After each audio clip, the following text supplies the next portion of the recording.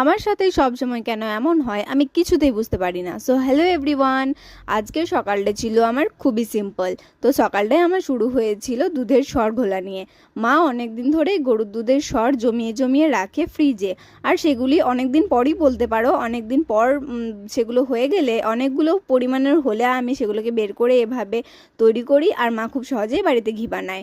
তো তারপরে যে দইটুকু পড়ে থাকে সেটা খেতে লিটারালি অনেকটা ভালো লাগে, যেটা মন প্রাণ সব কিছু শান্তি দেয়।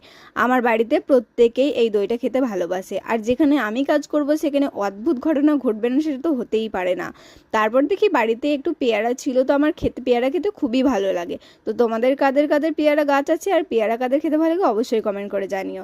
আর তোমাদের আগের ভিডিওতে বললাম না যে আমার সাথেই কেন এরকম হয়, সেটা হলো গাছে জল দেওয়া নিয়ে।